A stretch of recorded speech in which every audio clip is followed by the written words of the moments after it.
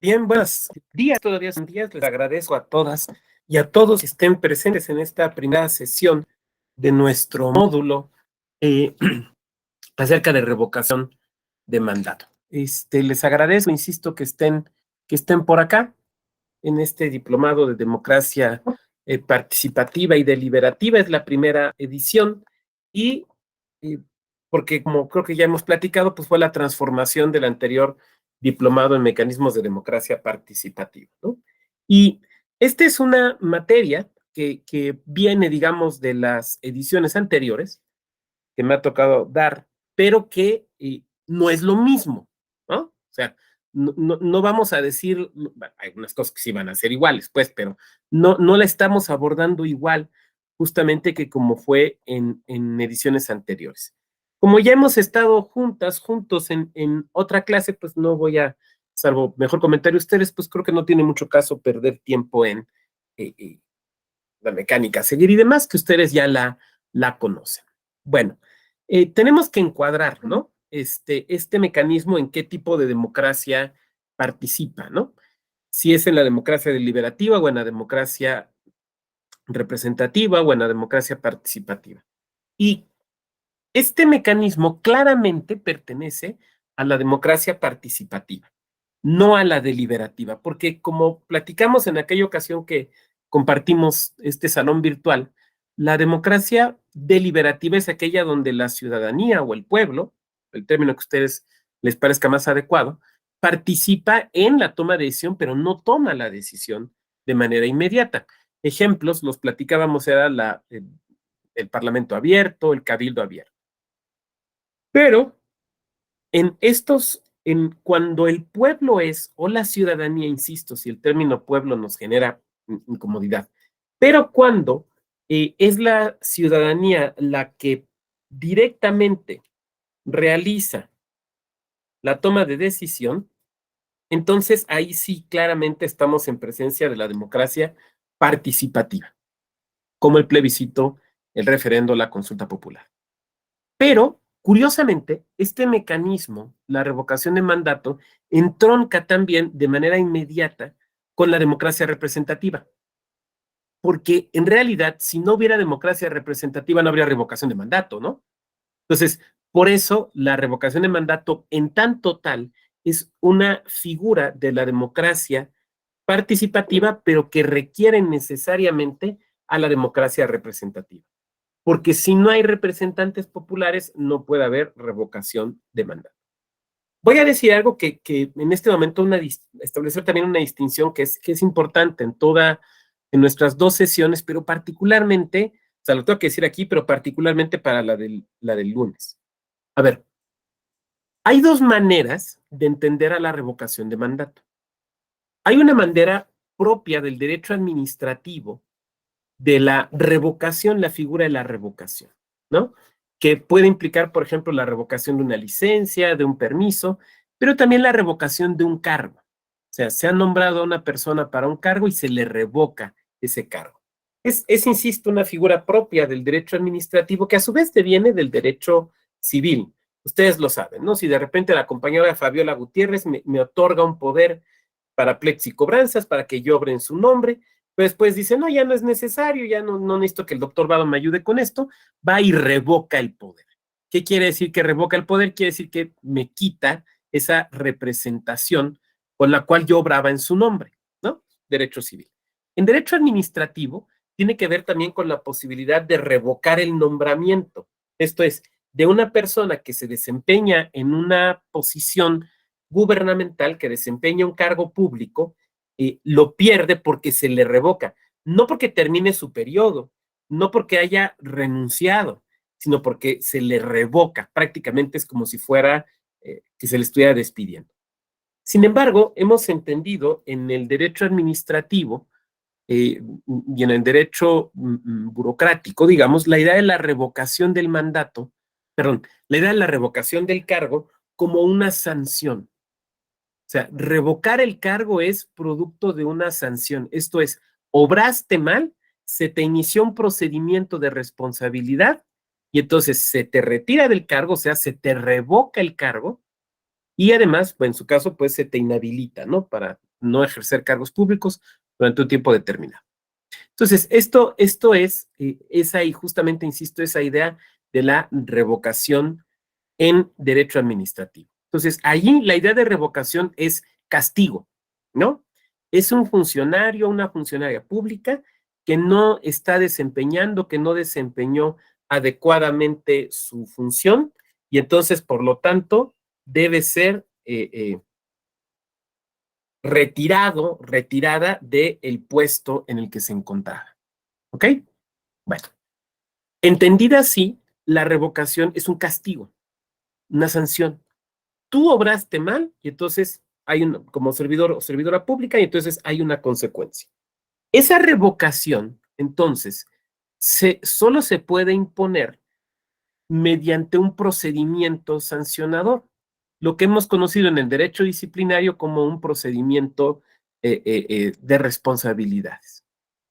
Y está previsto para muchos funcionarios y funcionarias públicos y públicas desde la propia Constitución. O sea, nuestra propia Constitución establece las bases del procedimiento de remoción, de revocación de funcionarios públicos o funcionarias que no están desempeñando adecuadamente su encargo.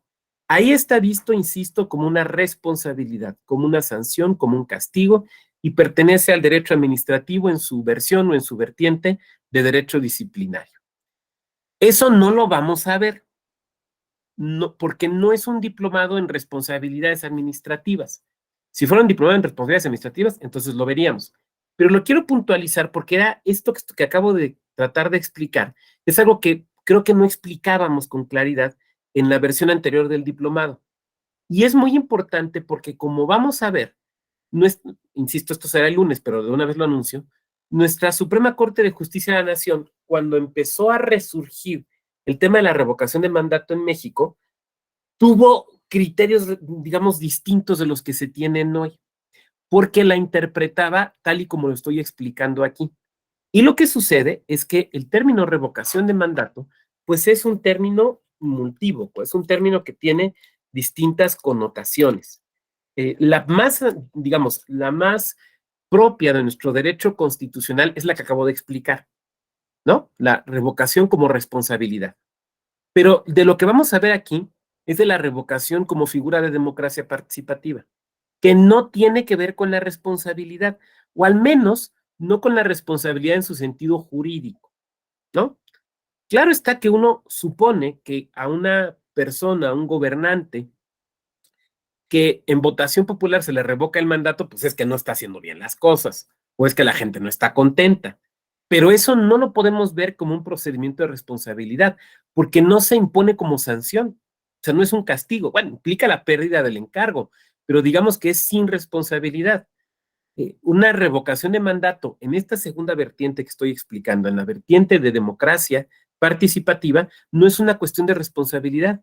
Entonces, por ejemplo, pensemos en un alcalde o una alcaldesa a la que se les revoca el mandato, pues puede suceder que en las siguientes elecciones compita. Oiga, pero ¿cómo es posible si la removieron por votación popular? Pues sí, pero no está inhabilitado, ¿no? No está inhabilitada. Lo que sí pasa en la revocación entendida como responsabilidad administrativa. Entonces, esa es la que nos vamos a ver, en la que nos vamos a concentrar, es en la revocación como mecanismo de democracia participativa. ¿Esto nos quedó claro?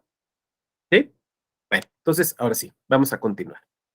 Miren, aquí traigo una presentacioncita que creo que nos puede guiar en estos desvaríos académicos.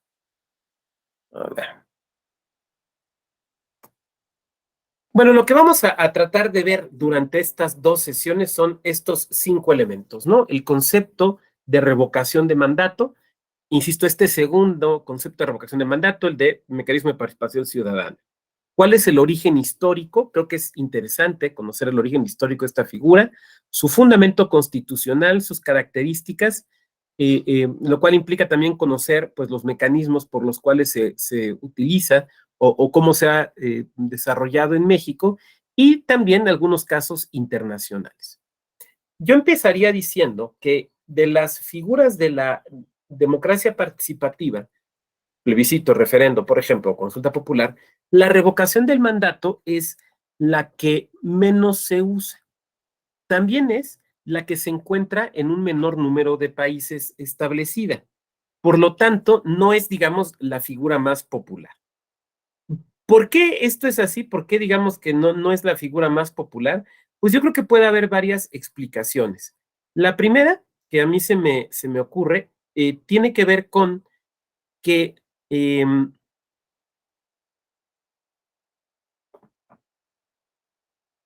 tenemos en la mayor parte de los países una democracia representativa y se ha considerado que la revocación de mandato en tanto implica quitar a una funcionaria o funcionario público electo o electa, implica inestabilidad, riesgos de ingobernabilidad, o al menos ese es el argumento que se ha usado. Entonces se ha dicho, no, en el mejor de los casos es permitir que la persona continúe, concluya con su encargo y ya después vemos si lo hizo bien o lo hizo mal.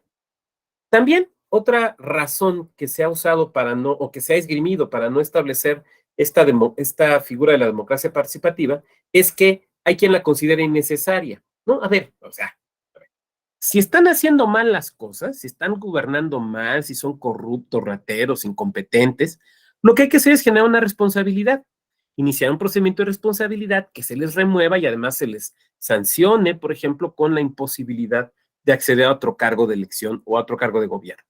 Entonces, digamos que estos son los dos principales argumentos que se han utilizado en contra. Uno, que puede provocar ingobernabilidad. Dos, que es innecesario en cuanto ya existen los mecanismos de responsabilidad. Entonces, por eso, digamos, es la que menos se utiliza. Pero a pesar de que es la que menos se utiliza, a mí me parece, salvo mejor comentario que quieran hacer ustedes, que es como la más, ¿cómo decirlo? Es que la palabra que me viene a la cabeza es escandalosa, pero no estoy seguro que sea adecuada. Digamos que la más visible, ¿no? Porque cuando se remueve a un funcionario, una funcionaria pública, pues sí es como muy evidente, ¿no? Bueno, vamos a comenzar. Eh, ¿Por qué se da esta figura de revocación de mandato como mecanismo de democracia? Pues parte, desde luego, de una idea de soberanía, ¿no? A ver, y de la esencia de la democracia representativa, con la que yo decía que aquí hay una relación. El representante popular, la representante popular, no está obrando en interés o beneficio propio, ¿no? No habla en nombre propio. Ahora que están debatiéndose, por ejemplo, la posibilidad de una reforma electoral, pues uno espera que las decisiones que se tomen sean en beneficio de la ciudadanía, no en beneficio de un grupo partidista, de un grupo económico, de un grupo empresarial, sino en beneficio de la ciudadanía.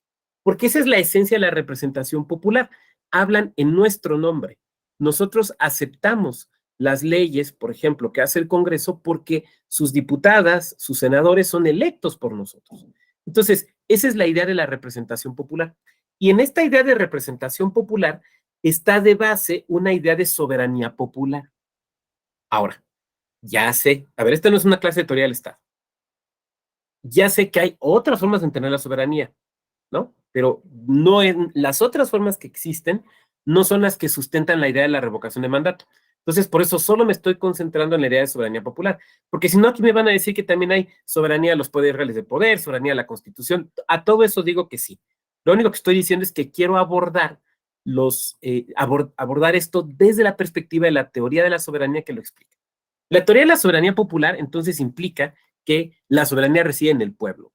Si el término pueblo les resulta incómodo, digamos ciudadanía, y así ya creo que puede resultar menos molesto. Pero no es algo absolutamente delegable, es una atribución del Estado, ¿no? ¿Se acuerdan la noción de Estado? Es una población asentada en un territorio, dotada de su propia soberanía, de gobierno y orden jurídico. Entonces, esa soberanía es de alguna manera retenida por el pueblo. Tan es así que el pueblo en las repúblicas como México no la entrega de forma absoluta a una persona. Entonces, se eligen representantes, pero estos representantes no son vitalicios. Si hablamos de una república, si hablamos de Corea del Norte, donde el régimen es hereditario, o de Haití en la época de los Duvalier, pues no, pero esos no son repúblicas, ¿no? O sea, estamos hablando de una república más o menos funcional. Entonces, en ese sentido, lo que sucede es justamente eso, que la ciudadanía, el pueblo, retiene de cierta manera esta esencia de la soberanía. Por lo tanto, sus representantes son eso, representantes que hablan en nombre del pueblo o de la ciudadanía, en primer lugar. En segundo lugar, temporales. Esa es la esencia de una república, ¿no? El cargo es temporal. No es como una monarquía donde, pues, ¿cuánto dura? Pues hasta que se muera, o hasta que abdique, o hasta que los tumben del trono, ¿no? Temporal.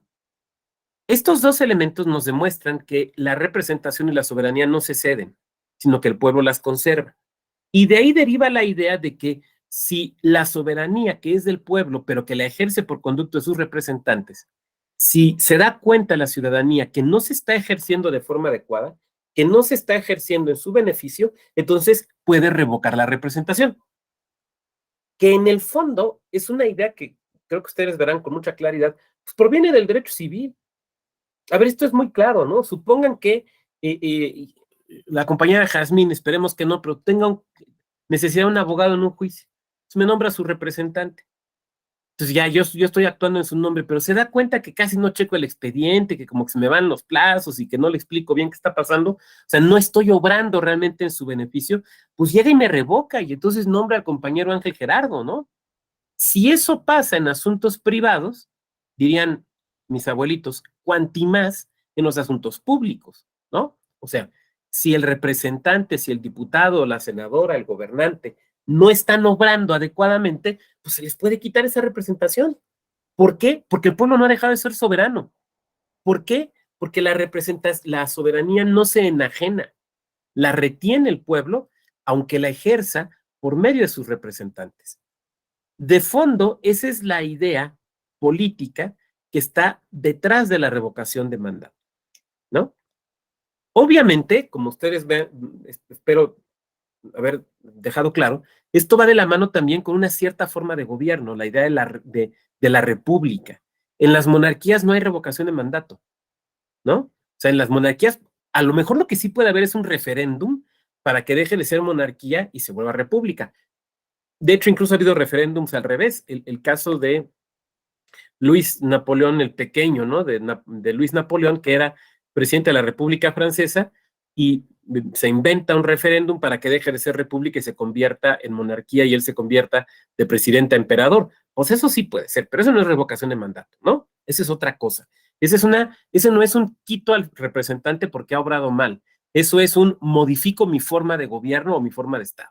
Esa es otra cosa. Bueno, entonces, ese es el sentido profundo que nutre la idea de la revocación de mandato. Si ustedes no comparten la idea de la soberanía popular, y desde luego pueden no compartirla, hay otras ideas. Si ustedes comparten más una idea de la soberanía de los factores reales del poder, o que la soberanía se encuentra en la Constitución, o alguna otra idea, probablemente su visión de la revocación de mandato sea crítica o negativa, porque el presupuesto ni siquiera ideológico, sino epistemológico del que están partiendo es distinto del que da lugar a la revocación de mandato. Ahora bien, yo no soy un vendedor, yo no les estoy vendiendo la revocación de mandato, yo se las estoy tratando de explicar, lo cual quiere decir que al final de las sesiones me podrían levantar la mano Pablo Alberto y decirme, oiga, doctora, a mí esto de la revocación de mandato se me hace una facilada, a mí no me parece. Perfectamente válido. Estamos explicando la figura, no estamos convenciendo de la bondad o de las desventajas de esta figura. Ahora, esta revocación de mandato, como todos los mecanismos de democracia participativa, pues se pueden usar para el bien o se pueden usar para el mal. Voy a el ejemplo del referéndum que se hizo en Francia para que dejaran de ser república y se convirtieran en monarquía. Pues probablemente fue para el mal, ¿no? Porque fue lo que permitió que Luis Napoleón se convirtiera en emperador y le fue bastante mal a Francia con ese imperio. Entonces, y también esto quiere decir que esta figura se puede usar desde distintas posturas ideológicas. O sea, la revocación del mandato puedes defenderla estando en la izquierda o en la derecha, ¿no? O sea, no es una figura que pertenezca únicamente a una visión ideológica. Por eso ya hablaba hace rato de posturas epistemológicas y no ideológicas. No pertenece solamente a ella. Tú puedes ser un gobierno de izquierda y tener revocación de mandato. Estoy pensando en Venezuela. Y decir, ay, doctor, ¿cómo? Bueno, Estados Unidos. Estados Unidos, que bueno, de izquierda no son, creo que podemos estar de acuerdo, tiene revocación de mandato en lo local y son de derecha. Entonces, esta figura no pertenece ni a la izquierda ni a la derecha, ni al centro. Cualquiera los pueden usar, ¿no? Cualquiera las pueden usar. Entonces, esto es importante tenerlo claro. El origen de la palabra, ¿no? Siempre es importante ver el origen de las palabras, nada más hay que entender una cosa, origen no es destino cuando hablamos de lenguaje. Entonces, porque las palabras van cambiando su significado con el tiempo. Revocación, del latín revocare, acto unilateral de voluntad que implica modificar lo anteriormente asentado. Otra vez, vocar, llamar otra vez. Fíjense, sin embargo, aquí sí quiero que notemos algo que es muy interesante. Fíjense, revocación, acto unilateral. ¿Qué quiere decir que es acto unilateral? Esto es muy importante. Voy a dejar de compartir un momento para verles. ¿Qué quiere decir acto unilateral?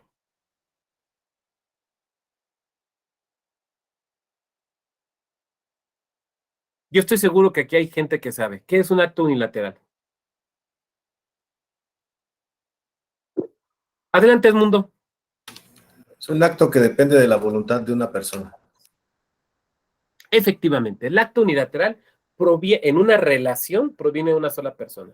Un acto unilateral, por ejemplo, es cuando te cortan. Oye, no eres tú, soy yo. Te están cortando, ese es un acto unilateral. No te están preguntando, oye, ¿quieres continuar con la relación? Es como cuando te dicen, ¿no? Tenemos que hablar. O sea, cuando estás en una relación y la otra parte te dice tenemos que hablar, jamás es tenemos que hablar, te quiero mucho. Tenemos que hablar, qué bonito el parque que fuimos a dar la vuelta. Tenemos que hablar, uy, bueno. Entonces, eso es un acto unilateral. Dar por terminado un contrato anticipadamente es un acto unilateral. Demandar a una persona o desistirse o allanarse son actos unilaterales. Revocar es un acto unilateral. Eso quiere decir que hay una relación, el pueblo representado y el representante o la representante, hay una relación que ya le expliqué hace un momento. Y entonces, una de las dos partes decide, sin preguntarle a la otra, por eso es un acto unilateral, decide dar por terminada esa relación.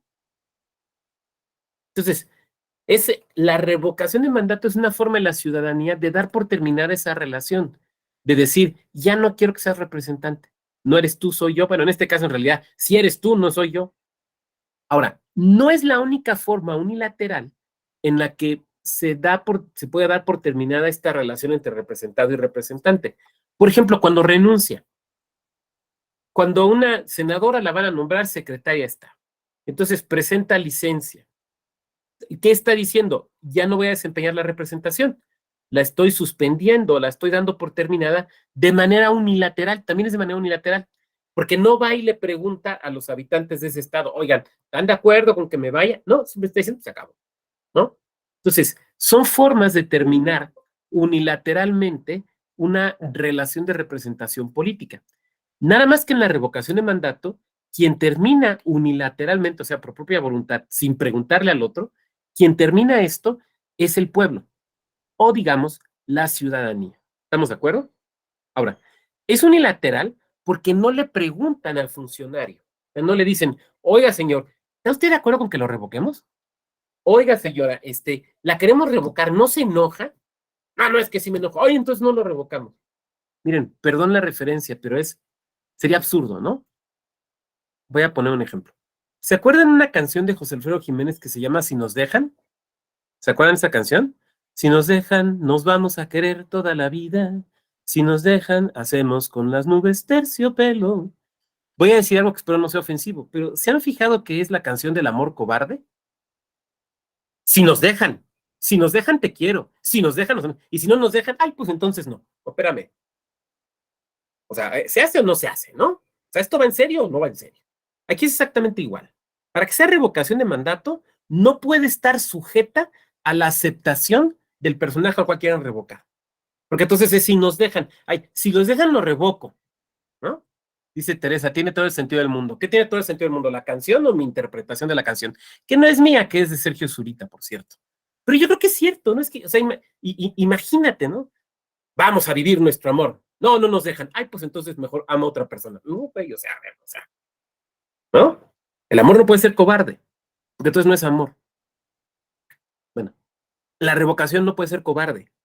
Por eso, si nos encontramos una institución jurídica en un país donde que diga revocación de mandato, que consulten al pueblo, pero que al final la decisión esté en manos de aquella persona a la que se le quiere revocar, entonces no es revocación de mandato. Será encuesta, será sondeo, será una mafufada. Voy a utilizar un término que le gustaba a Borges, será una guarangada, pero no es revocación de mandato. No es revocación de mandato. Entonces, la revocación de mandato no puede ser condicional. O sea, no puede estar sujeta a que la persona revocada la acepte. La revocación de mandato opera ipso facto. Por eso, lo vamos a ver, cuando se realiza una revocación de mandato y se verifica la validez de la misma, si ha resultado válida, el efecto inmediato y directo es que esa persona deja el cargo, punto. Ya. O sea, cuando mucho pues, se le notifica y se le da una cajita para que lleve sus cosas, pues. Pero nada más. No puede estar sujeto a autorización ulterior. ¿Por qué? Por la lógica del origen. ¿Quién es el que se está expresando? El pueblo soberano. Si al pueblo soberano le pones un límite, entonces ya no es pueblo soberano. ¿Nos va quedando claro? Bueno, más bien, estoy siendo claro en la exposición, perdón, fui incorrecto. ¿Estoy siendo claro en la exposición? Bien, bueno. Dejemos esta parte y las citas de José Alfredo y vamos a regresar aquí. Mandato, mano, datio, dar la mano. Incluye la confianza entre el mandante y la lealtad del mandatario.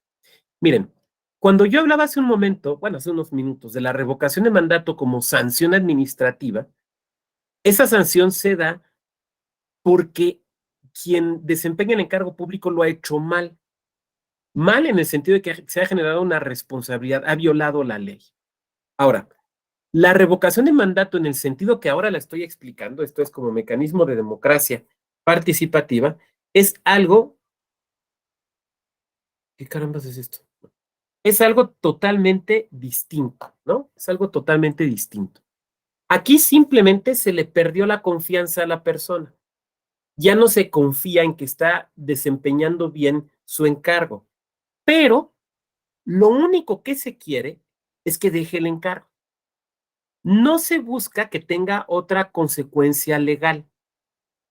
Si lo que se quiere es otra consecuencia, es una consecuencia legal que vaya más allá, entonces se debe intentar un procedimiento de responsabilidad.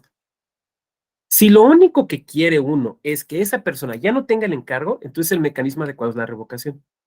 En pocas palabras, es decir, pues mira, no te deseo ningún mal, pero ya no quiero que me lo sigas haciendo, hazte para un lado. Entonces, esa es la revocación de mandato. Soberanía, ¿no? Super ovnia, el poder absoluto, el máximo poder. Decíamos, hay muchas acepciones, bueno, sí, acepciones de soberanía, pero digamos que hay distintas teorías que tratan de explicar dónde se encuentra la soberanía. En el caso de la revocación de mandato, tenemos que asumir que la soberanía se encuentra en el pueblo, primero. Dos, que se ejerce por conducto de sus representantes. Y tres, que el pueblo nunca la pierde. Que el pueblo nunca la pierde. Por lo tanto, sí puede revocar. Nuestra Constitución, la verdad es que muy claramente se ancla en esta noción a partir del artículo 39. ¿Quién me puede ayudar a leer el artículo 39, por favor? Aquí está, es la primera parte.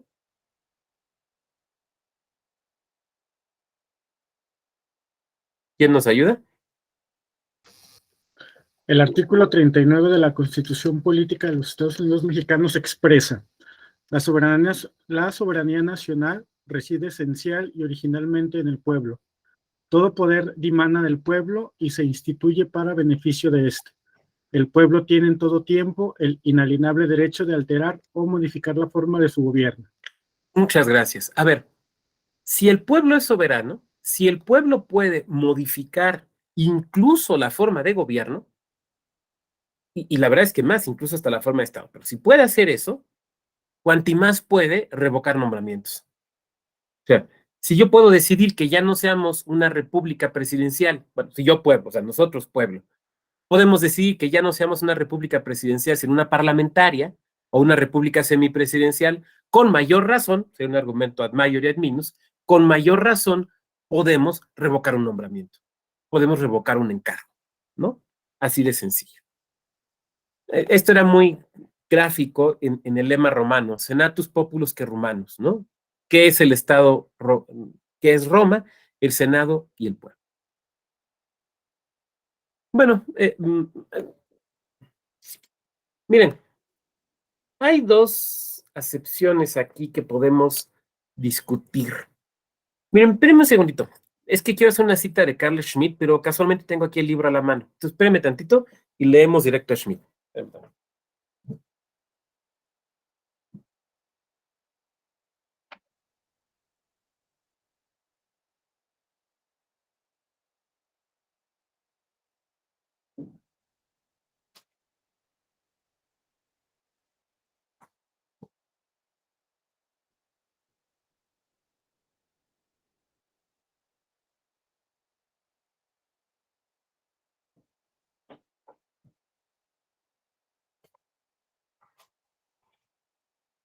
Pensé que lo tenía más a la mano, pero lo voy a recordar, lo voy a decir de memoria. ¿Quién es el pueblo? ¿Quién es el pueblo? Parece que hay dos posturas, ¿no? El pueblo es la totalidad de las personas, por ejemplo, de la ciudadanía. Para Schmitt y para muchos, ese no es el pueblo es el que participa políticamente. O sea, el pueblo es el que va y vota, porque en esta segunda noción, el pueblo es un concepto de ciudadanía activa. Entonces, Schmitt nos diría, bueno, pues un ciudadano que puede votar, que tiene 50 años y que tiene 20 de que puede votar o 30 años de que puede votar, y nunca ha votado y no va a votar, ese no es pueblo. Ese en realidad no es pueblo. Es pueblo quien va y vota, ¿no? Por eso Schmitt decía, bueno, pues es que no importa con cuánto se gana una elección o cuál sea el porcentaje de participación. O sea, no podemos hablar de mínimos, diría Schmitt. ¿Quién es el pueblo? El que es activo políticamente, ¿no? Entonces, aquí cuando se habla de pueblo, en la revocación de mandato, se habla del pueblo como sujeto activo, o sea, del pueblo votante, de la ciudadanía que va y vota, ¿no? No de toda la ciudadanía que puede hacerlo, sino de la que efectivamente lo hace. Esto es muy importante en todos los mecanismos de democracia participativa, porque eso nos explica por qué razón se piden porcentajes, ¿no? ¿Por qué razón para que sea válido la revocación de mandato se pide un porcentaje de la votación, el 40%? O para que valga un plebiscito o un referendo, el 40%, porque lo que se busca es que haya una real y efectiva participación de la ciudadanía. De otra manera, pues se estima que no es así. Bien, ahora, la verdad es que podríamos debatir este concepto, pero bueno, si quieren ahorita en las preguntas y los comentarios lo podríamos hacer. Regreso a la presentación. Bueno, esto simplemente es recordar que el origen de esta figura de la revocación, ya lo expliqué, viene del derecho civil. La forma normal de concluir un encargo, de terminar un encargo, es por el agotamiento del plazo. O sea, ¿cuánto dura un consejero electoral o una consejera electoral? 7 años. ¿Cuánto dura un ministro o una ministra de la Corte? 15 años. ¿Cuánto dura una diputada o un diputado local? 3 años. Por regla general, los cargos públicos tienen una duración fija. Permitan o no permitan la reelección, pero tiene una duración fija.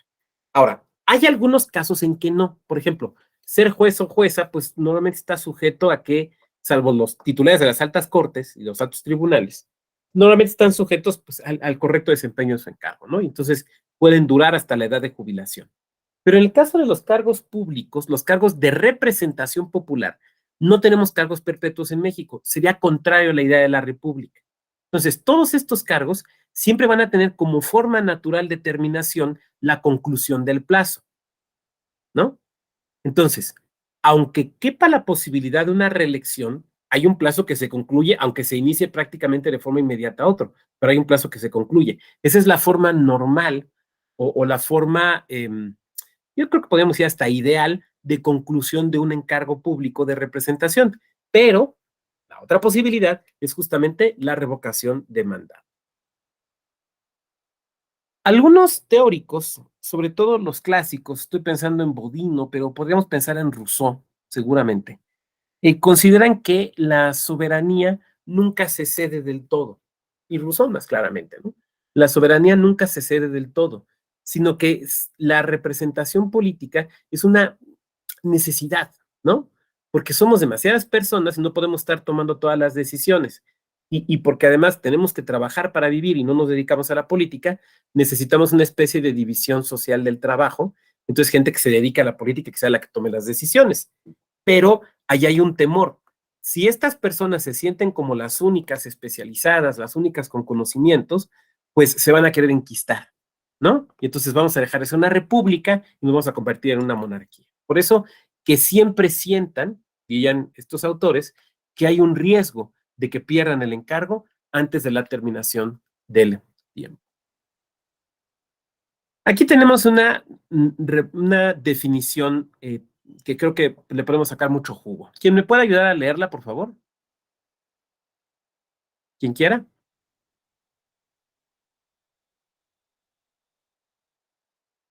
Sí. Revocación de mandato, institución jurídico-política de democracia directa o participativa, mediante la cual el pueblo ejerce su derecho soberano de separar y reemplazar a la servidora o servidor público cuya gestión ya no le proporciona certeza.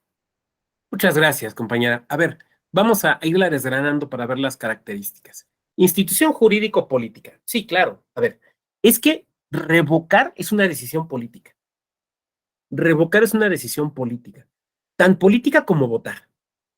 A ver, ahora que hubo aquí en México la revocación del mandato, ¿no? Quienes hayan participado en este ejercicio, pues llegaron a la urna y tuvieron que decidir. ¿Está usted de acuerdo con que se vaya el presidente de la República y ya no deje de serlo o con que se quede? Esa es tomar una decisión política.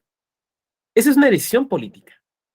Reunir las firmas para la revocación de mandato es una decisión política. Y que la revocación de mandato, ir a votar a la revocación de mandato es una decisión política. Que la votación, que de la votación se desprenda que la persona debe continuar en el encargo o se debe de ir, también es una decisión política. Claro que son decisiones políticas. Eso no nos debe quedar ninguna duda, ¿no? Esa es una decisión política, pero que se expresa en forma jurídica, porque el trámite es jurídico. A ver, esto es bien importante. Voy a detenerme aquí un momento. El derecho, en buena medida, sirve para contener a la política, ¿no? O dicho de otra manera, un político, una política, no debe hacer todo lo que puede hacer. ¿Estamos de acuerdo? No debe hacer todo lo que puede hacer. El derecho contiene a la política. La revocación de mandato es un acto político, no nos debe de caber duda, pero es un acto político que se ejecuta siguiendo principios, reglas y procedimientos previstos en el derecho, que por tanto son obligatorios, ¿no? Voy a poner un ejemplo de cosas que vimos con la revocación de mandato recientemente. Autoridades, y lo digo porque hay sentencias, que andaban promoviendo la revocación. No, señor, usted no puede promoverla. Pero es que la participación ciudadana, pero es que usted no lo puede promover. Pero es que me están limitando. No, no, señor. La ley y la Constitución dicen que usted no puede. Pero es que está mal. Bueno, mire, modifiquen la Constitución, cambien la Constitución, cambien la ley. Pero mientras esa sea, la tienen que respetar. Punto, se acabó. Se acabó. Puede no gustarme, pero la tienes que respetar. Porque además, papá, tú la hiciste. Tú la hiciste. Tú la votaste. Ahora la respetas. O sea, a ver, perdón, salvo mejor comentario de ustedes, no es ciencia nuclear. Perdón, no es ciencia nuclear. Pudiste haber decidido otra cosa. Pudiste regularlo de manera distinta. Pudiste establecer otras reglas, pero no lo hiciste. Por lo tanto, se tienen que cumplir las reglas que fijaste. ¿Cuál es el problema? Es que ya en la aplicación no me gustó. Bueno, pero ¿qué hacemos? ¿No? No puedes cambiar las reglas a la mitad de un procedimiento de este tipo. No se puede. Se tienen que respetar. Miren, no sé, a lo mejor yo estoy siendo simplista y a lo mejor ahorita me levantan la mano y dicen, oiga, doctor, es que usted está obviando estas y estas y estas complejidades. Pero es que a mí me parece que no está tan complicado de entender. Pero insisto, si me corrigen, yo muy cumplidamente los atenderé. Entonces, una revocación de mandato no se puede ejecutar a la y se va. No se puede ejecutar como a mí me parezca, como yo piense que es mejor. La revocación de mandato, como todo procedimiento legal, se tiene que ejecutar conforme lo dice la ley, conforme está en la ley, conforme está en la Constitución. Ahora, bien puede suceder, porque puede suceder, que una regla sea inconstitucional. Y entonces se tenga que declarar inconstitucional y no se aplique. Estoy de acuerdo, pero eso primero lo hacen los tribunales. Segundo, no es por razones políticas, sino por razones constitucionales. No es porque ahí me parece políticamente inadecuado o incorrecto, no, es por razones jurídicas, ¿no? Entonces, sí es político, pero es una política que se expresa por los cauces de lo legal. Y desde luego, como bien nos comenta Edmundo, puede dar lugar después a una modificación. Está bien. Además, a mí me parece que tiene mucha lógica, ¿no? La primera vez que corres un plebiscito, un referéndum, una revocación de mandato, un parlamento abierto, seguramente va a haber muchas áreas de mejora porque es la primera vez. Va a haber que corregir. No está mal, ¿no? Lo que está mal es querer incumplir con las reglas en la ejecución del procedimiento, bajo el pretexto de que, pues, es que es política. Sí, sí es política, pero es política regulada por el derecho, ¿no? Entonces, eso me parece que es importante dejarlo claro. Y esto viene de la definición. Voy a regresar a la definición. De democracia directa o participativa, bueno, eso ya lo abordamos, mediante el cual el pueblo ejerce su derecho soberano, varias cosas, ¿no? Ya decíamos, ¿quién es el pueblo? Pues para estos efectos el pueblo es quien vota, la ciudadanía que está votando, ¿no? Para estos efectos. Su derecho soberano, decíamos, la soberanía no se pierde, se cede temporal y momentáneamente su ejercicio, pero se puede recuperar. Y reemplazar a la servidora o servidor público cuya gestión ya no le proporciona certeza. A ver, aquí tenemos que observar algo. La revocación de mandato como figura de la democracia participativa, no como figura del derecho disciplinario, sino como figura de la democracia participativa, la revocación del mandato solo opera para cargos de elección popular. Esto es, donde hay representación política. No es propia de esta figura el usar la revocación para personas que no fueron electas. A ver, vamos a poner un ejemplo. ¿Quién me dice cómo se integra un cabildo? No de cuántas personas, sino de qué cargos. Un cabildo o un ayuntamiento, ¿de qué personas se integra? A ver, ¿quién está al frente? Adelante, Mundo. Integra por el presidente municipal, el Exacto. síndico, la Ajá, región. ajá. Exacto, la presidencia municipal, la sindicatura y las regidurías. Ok, pero nos falta un funcionario más o funcionaria que integra el ayuntamiento. ¿Quién nos falta? Secretario del ayuntamiento. Exactamente. Ahora, de todos lo que hemos dicho hasta ahorita, ¿quién es el único que no es electo? El secretario o secretaria del ayuntamiento, porque ese es un cargo de designación. Integra el cabildo, sí, pero no es electo. Si me permiten el símil, es como los consejos generales del INE o del OPLE, ¿no? Las consejerías son nombradas, o son electas, por ejemplo, por, no sé, por el propio INE o por la Cámara de Diputados, pero el secretario ejecutivo no, o la secretaria ejecutiva no. Y no vota, pero integra consejo, ¿no? Sucede igual en los ayuntamientos. Entonces, decir, vamos a promover la revocación de mandato contra la secretaria del ayuntamiento, pues es una incorrección, esa no es revocación de mandato. Ahí podríamos generar algún tipo de responsabilidad, en eso estoy de acuerdo, pero no es revocación de mandato, porque la revocación de mandato, insisto, supone que es un cargo electivo y de representación popular. El señor secretario del ayuntamiento, la señora secretaria del ayuntamiento, no son representantes populares. Aunque tengan un sueldote, una oficinota, muchas influencias, sean importantes, a todo eso sí, pero no son representaciones populares, no son representantes populares, por lo tanto, no les aplica la revocación. Bueno, esa es la definición que yo espero nos vaya quedando más o menos, pueda yo haberla explicado con cierta claridad. Ahora, vámonos a la parte histórica, ¿no? Ya que dejamos a un lado las definiciones y el concepto general, vámonos a la parte histórica. Como muchas otras figuras, ¿no? La revocación de mandato nace directamente en Grecia. En la Grecia que era, democrática. A ver, siempre decimos, ¿no? La cuna de la democracia es griega. Bueno, la cuna de la democracia es Grecia, ¿no? Bueno, sí, probablemente sí. De cierto tipo de democracia que ya no existe, pero bueno, pues ahí empezó al menos la palabrita, ¿no? Ahora, la realidad es que no todas las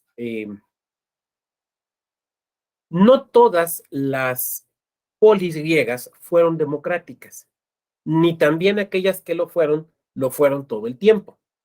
De hecho, hay quien dice que la democracia griega duró, en el mejor de los casos, cerca de 100 años y se acabó. Bueno, pero sí surge ahí esta figura. A ver, tenemos una instancia que es la más importante en el gobierno de estas ciudades democráticas, que es la eclesia. Sí, de ahí nos viene el término iglesia, la eclesia, ¿no? La eclesia es la asamblea popular. Ahora, suena muy democrático asamblea popular, pero ya sabemos que los griegos tenían una democracia altamente censitaria. Entonces, ¿quiénes integran esa democracia popular? Los hombres griegos libres que participaban en la toma de decisiones. Estaban excluidas muchísimas personas. Hay algunos conteos históricos que dicen que, por ejemplo, en ciertos momentos en Atenas, siendo una democracia, los ciudadanos no llegaban o llegaban alrededor del 10% del total de sus habitantes. Entonces, insisto, por eso cuando decimos es la cuna de la democracia, no hay que idealizar, no hay que idealizar, ¿no? Bueno, entonces, en ese modelo, ustedes saben que los griegos prácticamente no tenían elecciones como las conocemos ahora, y no tenían la idea de la representación popular. Lo que tenían era una idea de la toma de decisiones públicas en la eclesia. Entonces, para decidir la guerra, la decidían en votación pública. Para decidir la paz, la decidían en votación pública. Y algunos cargos sí se elegían, pero la mayoría no. Y aún en aquellos cargos que eran electos, no se asumía, no se entendía que quien era electo era un representante que podía hablar a nombre de la iglesia. A nombre de la iglesia nadie podía hablar, a nombre de la iglesia solo podía hablar la iglesia, ¿no? Entonces, el elegir algún funcionario, por ejemplo, los tesmotetes, que eran una especie de jueces, el elegir a un funcionario implicaba que iba a desempeñar ciertas atribuciones, ciertas funciones, pero no propiamente que fuera un representante. Esa idea no existe en la Grecia antigua, sería un error ponernos a buscarla. Ahora bien, muchos cargos en esa Grecia antigua no eran electos, sino eran por sorteo. ¿Por qué eran por sorteo? No me digan, porque el azar, no, los griegos no creían en el azar, no es un tema de azar. ¿Por qué dejar cargos al sorteo? ¿Por qué? Porque se consideraba que todos eran competentes para asumirlo. Bueno, hay un elemento ahí muy interesante. Sí, a ver, una cosa que era muy extraña a los griegos, que hoy, los griegos clásicos, ¿no? Si hoy reviviera Pericles, Solón, alguno de esos, y nos viera, les resultaría bastante repulsivo, es la idea de las campañas electorales. La idea de la campaña electoral en realidad es una idea que viene más bien de Roma. Los griegos no tenían campañas electorales. Y no tenían campañas electorales porque decían, en la iglesia, todos los ciudadanos somos iguales y nadie puede pretender tener título alguno para gobernarnos. Nadie puede pretender ser mejor que su vecino. Por lo tanto, era una idea repulsiva. Elecciones, porque la elección para un griego sería, ¿por qué estás diciendo que soy mejor que yo, cabrón? ¿Por qué dices que eres mejor que yo? No, ni más palomero. Tú y yo somos iguales. Por eso algunos a esta idea de la democracia le llamaban isonomía, ¿no? La idea de la igualdad. La idea de las elecciones es una idea romana.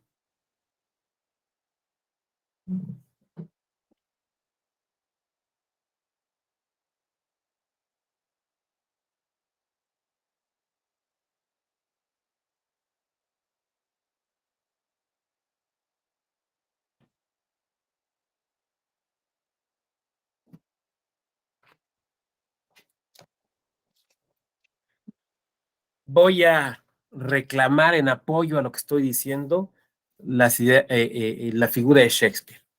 Vamos a leer un pedacito de Shakespeare, de una tragedia que se llama Coriolano. Las alegres calzadas de Windsor, la segunda parte de Enrique VI, no, es Coriolano. Espérenme tantito. Disculpen estas pausas, pero créanme que va a valer la pena. No, no por mí, desde luego, por Shakespeare. Fíjense. Está por acá, a ver, obras dramáticas, equivocaciones, Enrique, Ricardo III, ese es buenísimo. Tito Andrónico, el mercader de Venecia, la Doma, mucho río, pocas nueces, a vuestro gusto. Julio César, Hamlet, príncipe. Es que qué nombres, ¿no? Hamlet. Está uno leyendo, hijo. Pericles. Aquí está Coriolano, 1825. Cimbelino, 1825. Aquí está.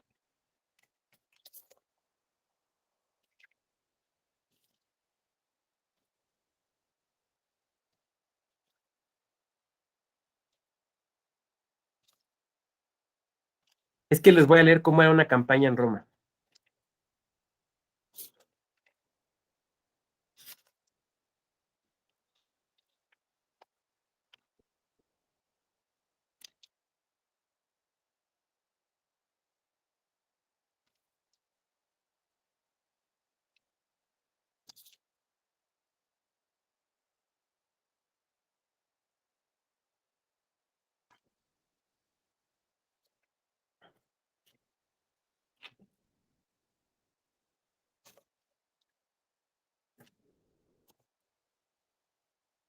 Aquí está. En Roma nace el término candidato. Candidato viene de candidum. ¿Qué es candidum? Candidum es blanco. Candidum es cándido. Cándido en el sentido de buenas intenciones. Un romano que quería un cargo público y necesitaba el voto de sus conciudadanos, se presentaba con la toga pretexta. Ustedes saben que la toga pretexta solo la usaban los ciudadanos romanos, del más albeante blanco posible, porque eso demostraba que era un candidum, que era una persona, no un cándido en el sentido negativo, sino una persona con el mejor, la mejor intención. ¿Cómo se reclamaban esos votos? Aquí lo vamos a leer. Les voy a leer un pedacito de esta obra que recrea eso, donde quien pide el voto se llama Coriolano, y dice: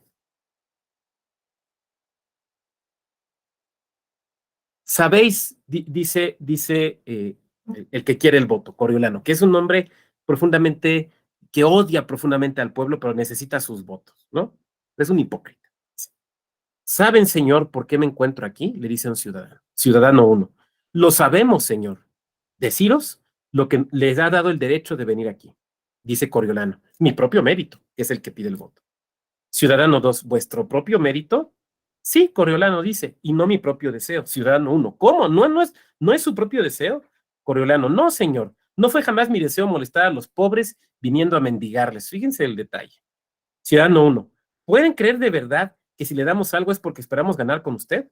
Dice Coriolano. Muy bien. Entonces, ¿cuál es, por favor, el precio que le ponen al consulado? O sea, ¿cuál es el precio de su voto? Así lo está tratando. Ciudadano 1. El precio es pedirlo amablemente. Coriolano. Afablemente. Señor, por favor, permítanme que lo obtenga. Tengo heridas que enseñarlos. Fíjense, esto es interesantísimo en las campañas políticas de Roma. Actualmente, ¿cómo se hace campaña? ¿No?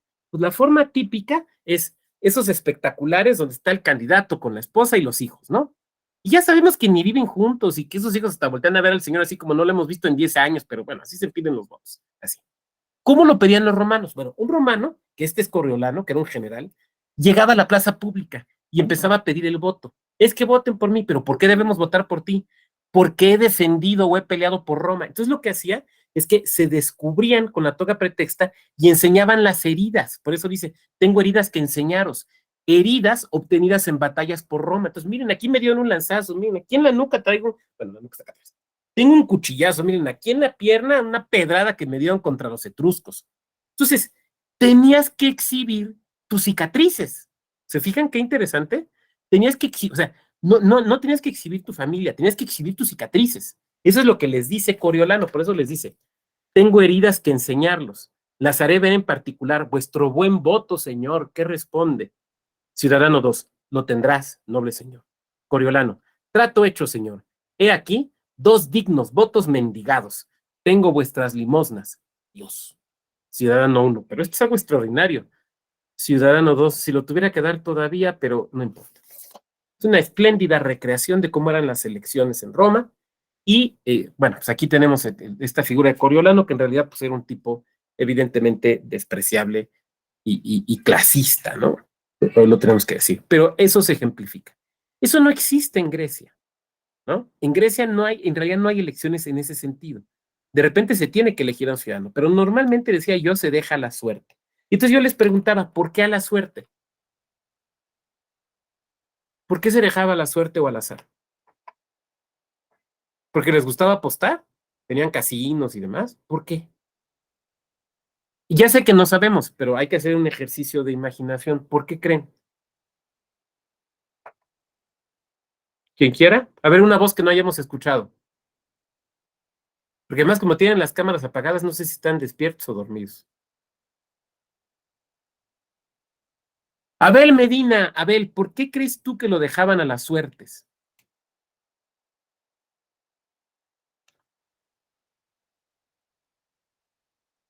Si por alguna razón no funciona tu micro, Abel, puedes ponerlo aquí en el chat. A ver, veamos a alguien más. Alguien más. A ver. Alguien que no estemos viendo, para ver si estamos despiertos. Leticia Valera.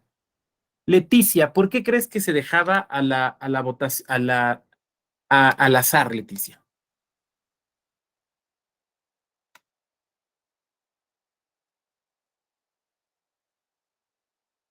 Uy, ¿a poco de verdad no estamos en la sesión? Rosa Estela, adelante, Rosa. Pues digo, de acuerdo a lo que acaba de mencionar, es como para brindar la igualdad de oportunidades a todos, a todas las personas, ¿no? Pues sí, tiene que ver justamente con eso, que muy bien apuntas y que apunta también Fabiola. Daniel, a ver, Daniel, ¿por qué crees que se dejaba al azar? ¿Sí me escuchan? Hola, hola. Sí, perfecto. Ok. Me imagino, doctor, que porque el hecho de que estaba vinculado, me parece, a que es como un estado de igualdad en el que puedan participar y que bajo esas circunstancias eh, no habría como imparcialidad en la decisión perdón, parcialidad en la decisión, sino más bien evocando a la suerte quizás y cosas por ese estilo. ¿Y quiénes estaban detrás de la suerte? Los Los dioses. dioses. Exacto, Daniel. Esa es la explicación. Eran los dioses. El azar no existe para los griegos. Ese es un concepto posterior. El azar no existe para los griegos. Detrás de un sorteo, lo que están son los dioses. Y entonces es la voluntad de los dioses. Entonces, dejar un cargo al azar no es dejarlo al acaso, es dejarlo a la voluntad de los dioses. Entonces, necesitamos, no sé, me voy a inventar un cargo, un encargado del puerto marítimo, ¿no? A ver, vamos a dejarlo al azar. Pues, ¿quién salió? Salió Anaximandro. Ah, qué bueno, es un espléndido marino, es un hombre muy organizado, nos va a ir re bien con él, las cosas van a funcionar muy bien. O no salió Anaximandro, ¿quién salió? Anaxágoras. No, pero sí es bien bruto, es medio rata, se marea en una chalupa, nos va a ir re mal. Los dioses quisieron. Si los dioses quisieron que nos hubiera ido bien, nos hubiera tocado el otro. Quieren que nos vaya mal, nos tocó al otro. Ahora, ustedes me van a decir, pero ¿cómo los dioses van a querer que le vaya mal a los griegos? A ver, ustedes han leído la Ilíada. Saben cómo son los dioses griegos. Están llenos de las pasiones que tenemos nosotros como humanos. Y todo el tiempo se andan peleando, y se andan echando el perro, y se maltratan, y se andan metiendo el pie. Son como nosotros, ¿no?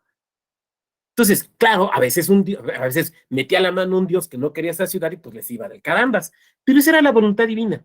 Ahora, en el fondo, a mí me parece que también era una forma de escurrir el bulto, ¿no? O sea, así como de no asumir responsabilidades. Pero bueno, ellos no tienen esta noción. Pero a pesar de no tener esta noción de la representación, ni esta noción de las elecciones, digamos, que ya se empieza a desarrollar con los romanos, sí tienen algunas nociones de figuras que están cercanas a la revocación del mandato, ¿no? Entonces, por ejemplo, bueno, esta es la forma en la que votaban, yo creo que no tiene mucho caso, pero sí el ostracismo. El ostracismo. El ostracismo era un mecanismo por el cual la iglesia, que acuérdense que es la asamblea, es el máximo órgano, en realidad prácticamente es el único órgano de gobierno, ¿no? La iglesia decide expulsar a un ciudadano o a una ciudadana, bueno, a un ciudadano de la polis, el ostracismo. Es el destierro. ¿Por qué se llama ostracismo? Bueno, esto tiene un origen muy peculiar, porque se votaba en ostras y en conchas. O sea, no había boletas como las conocemos ahora, ¿no? Tampoco había voto electrónico, aunque tenían máquinas de votación que lo que hacían era sumar las ostras. Bueno, entonces, lo que hacían es que llegabas a la asamblea con una ostra o con una concha. Yo aquí usaría alguna, pero no tengo. ¿No tengo? No tengo. Bueno, supongan que esta es una ostra, ¿no? Ya ven que son así como con cabitas. Entonces, vamos a votar el ostracismo de don Anaximandro, porque ya nos cayó gordo. Entonces, tiene un cargo público, nos cayó gordo, no le vamos a quitar solamente el cargo, sino vamos a correr la ciudad. Entonces, agarro mi ostra con mi punzón y grabo aquí Anaximandro y la deposito en la urna. Ahora, vamos a suponer que yo no quiero que corran a un Anaximandro. No, a mí si me cae bien el DOMS, hay que se quede.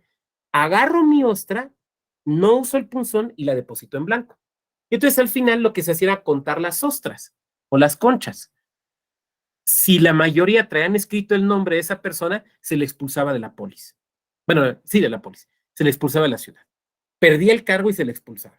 Ahora, esta era una sanción muy cañona, porque no era así como de, pues me expulsan, pues total, ya ni quería estar aquí en Reynosa, me cambio a McAllen. No. Ser expulsado de la polis, de tu sociedad, es ser expulsado de la religión. Porque la idea de ciudadanía llevaba invíbita, era parte de la idea de participar en la religión.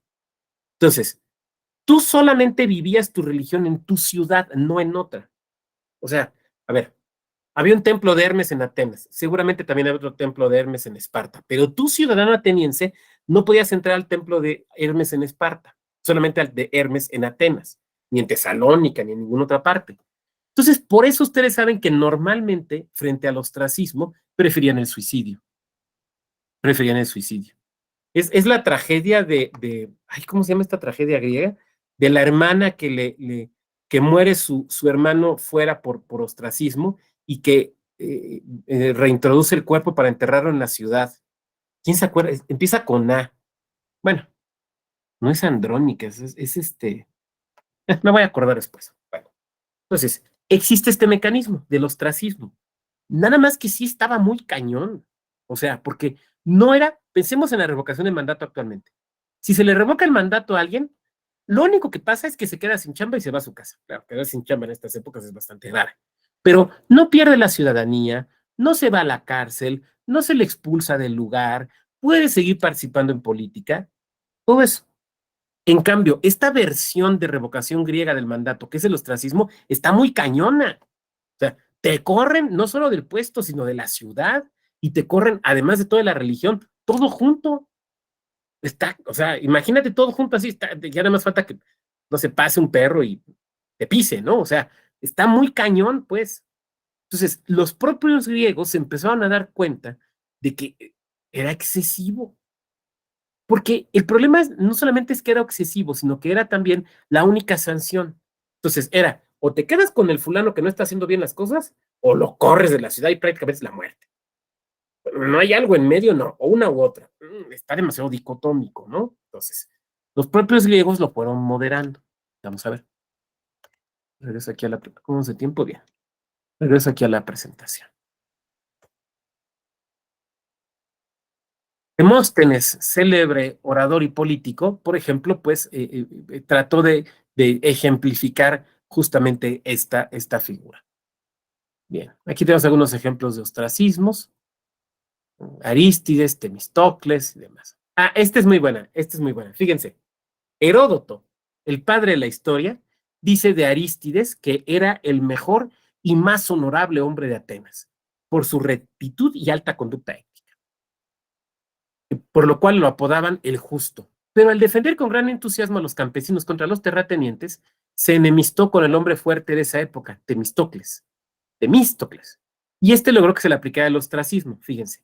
Esta es la anécdota. Se cuenta que al momento de votar, un campesino analfabeta, que era ciudadano pero analfabeta, o sea, al momento de que tenía su ostra iba a votar, pero no sabía usar el punzón, que no lo reconoció, o sea, que no reconoce a Arístides, le pide que escriba ese nombre en la ostra. O sea, oiga, póngame el nombre de este hijo de su por cual de Arístides, y se lo pide a Arístides, ¿no? Él le preguntó si tenía algo, o sea, ¿te molesta Arístides o algo? Y el campesino le contestó, no, ni lo conozco, pero ya estoy hasta de que lo llamen el justo. O sea, quiero que se vaya nomás porque me cae gordo. Oiga. La figura que siguió después del ostracismo, que estaba muy cañón, fue la Eisangelia. Perdón, pero mi inexistente griego está bastante oxidado. Esta figura lo que significaba era la pérdida del cargo. Esta sí es revocación de mandato. Este es el antecedente griego directo. Porque perdías la chamba, pero no la ciudadanía y no el destierro. Entonces, si ustedes se fijan, ya es como más, ya tenemos tres opciones. O nos quedamos con el funcionario, o le quitamos el cargo, pero sigue siendo ciudadano, o lo corremos de la ciudad. Entonces, ya empieza esto a moderarse. Entonces, la exanglia ya es, digamos, el antecedente inmediato y directo de la revocación de mandato. Insisto, disculpen mi griego. Los ingleses, que tan avanzados han sido, sí, exacto, Daniel, que tan avanzados han sido en muchos temas de democracia, conocieron también la revocación. Y como se conoce en los países anglosajones, nada más que no es revocatio, ¿no? Es recall, como ellos le llaman. En Suiza, a ver, este es muy interesante, fíjense en la lámina. En Suiza, que es, digamos, el mayor ejemplo, se ha dicho, de democracia participativa en el mundo, tendríamos que establecer algunos parámetros, pero bueno, en Suiza, la revocación del mandato se puso de moda en el siglo XIX, pero la realidad es que se ha usado muy poco. Por ejemplo, a nivel federal no existe. A nivel local es donde en algunos cantones, aquí está, se han establecido, pero la realidad es que en otros se ha ido quitando. Y el último, en la última revocación de mandato que funcionó, no la última que se hizo, que se intentó en 2007, sino la última que funcionó fue allá por 1862, hace mucho. O sea, qué interesante. Un país que dicen que es la democracia, la Grecia moderna, no usa esta figura. Ahora, probablemente no la use porque ellos tienen una revocación muy peculiar. Es la revocación del órgano completo, no de la persona. O sea, no es quitemos a un diputado o a una diputada, es quitemos al parlamento completo, a todos. O sea, es una revocación pluripersonal de todo un órgano, no nada más de una persona. No, esta revocación suiza no existe para cargos unipersonales, sino para cargos colegiados e implica, insisto, la revocación de todos los que están en el colegiado. Probablemente eso explique por qué no ha sido exitosa y por qué ya prácticamente no se usa en Suiza. Estados Unidos. A ver, Estados Unidos sí es bien interesante. Miren, la revocación de mandato en Estados Unidos no existe a nivel federal, no existe en el ámbito federal. Pero las figuras de democracia participativa son muy comunes en Estados Unidos, son muy comunes.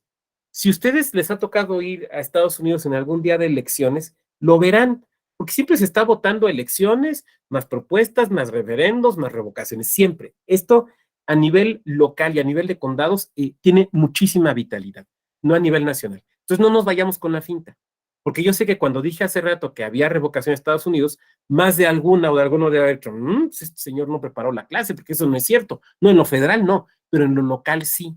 Y lo han aplicado en varias ocasiones. Aquí ponemos algunos ejemplos. 1911, el alcalde de Seattle, Hiram Grill. En 1921, Lynn Fraser. Hay otro en los años 80, un gobernador ahorita se me fue si es Utah o Minnesota, que era luchador. Se volvió muy famoso, lo eligieron gobernador y gobernaba con las patas y lo revocaron.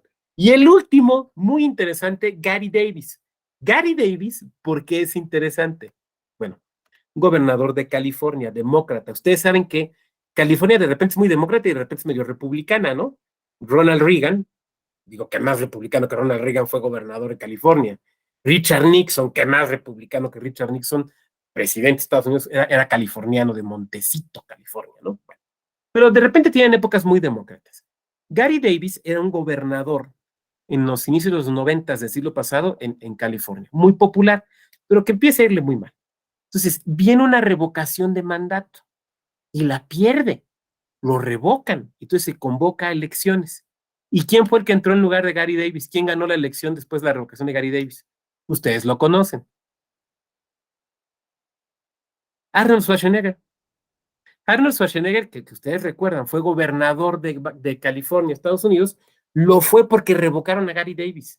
Dicho de otra manera, si Gary Davis hubiera sido mejor gobernador y no lo revocan, es muy probable que no hubiéramos tenido gobernator.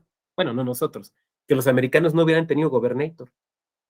Además, rarísimo, ¿no? Porque, digo, republicano, o sea, claro, es un republicano previa a Trump, distinto de los que ahora vemos, pero republicano, y casado con María Shriver Kennedy, de los Kennedy, sobrina de, que no hay una familia más famosamente demócrata en Estados Unidos que los Kennedy, pero bueno, ya, eso es caer en chismes de la política y no voy a ser el Pedrito Sola de la política americana.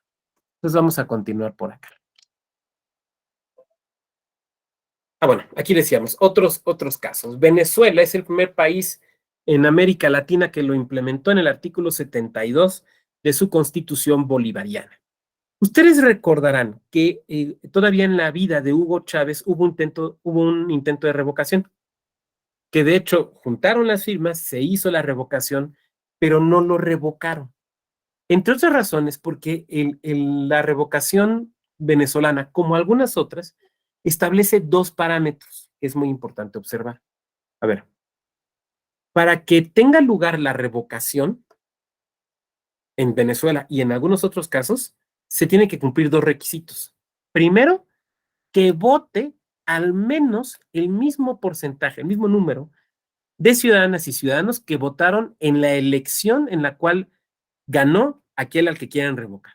O sea, si el porcentaje de participación en la elección fue el 65%, quiere decir que en la revocatoria de mandato al menos tiene que participar el 65%. Entonces, esto lo vuelve complicado, ¿no? Y además, tiene que ganar el que se le revoque a esa persona. Entonces, en esos países puede ser que se gane la revocación, pero sea inválida por el porcentaje de participación. Teníamos que ganar, pero teníamos que participar al menos el 65%. ¡Ay, ganamos! Ya la hicimos, ya se va esta persona que no queremos. ¿Qué porcentaje votó? No, pues el 15%. No, pues no sirve, ¿no? Entonces, así funciona en algunos países.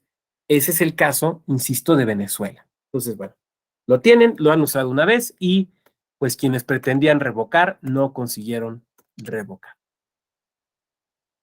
En el caso específico de México, a ver, durante muchos años no tuvimos regulada como tal la revocación. Teníamos regulada la responsabilidad o la posibilidad de que quedara, por ejemplo, acéfalo el Poder Ejecutivo y entonces alguien se hiciera cargo de él. Pero tuvimos un primer ejercicio de revocación, y no recuerdo si ya lo platiqué, un primer ejercicio de revocación en 1854. Lo vamos a platicar. Y ahorita les voy a platicar cuál es mi fuente. Miren, en 1854, el presidente de la República era Antonio López de Santa Anna. Fue su último periodo. Fue aquel donde ya se volvió completamente loco, ¿no? Completamente loco. O sea, es el periodo en que se hacía llamar Alteza Serenísima, en el que tenía una guardia de pura gente muy altota, de que cobraba impuestos por ventanas. Es ese Santana. O sea, digo, nunca fue un buen tipo, pero ya estaba muy chalado, ¿no? Ya se le habían ido las cabras muy para arriba del monte. Bueno, y ustedes saben que hay un levantamiento armado en su contra, que es la revolución de Ayutla, liderada por don Ignacio Comonfort, que era el jefe de la aduana de Acapulco, y por don Juan Álvarez, que era el hombre fuerte de Guerrero. Bueno, entonces tenían esto. Cuando esto sucede, Santana responde de dos maneras, una manera militar y una manera política.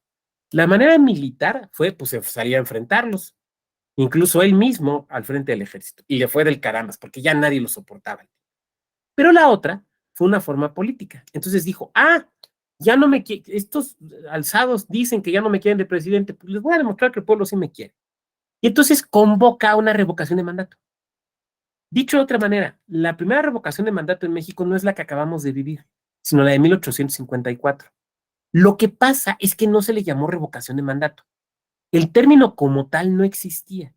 Entonces le llamaron plebiscito, referendo o referéndum. No le llamaron revocación, pero es una revocación de mandato, donde la pregunta era, ¿quiere usted que continúe Santana o no como presidente de la República? Bueno, el generalísimo, su Alteza Serenísima, don fulano de tal como presidente de la República.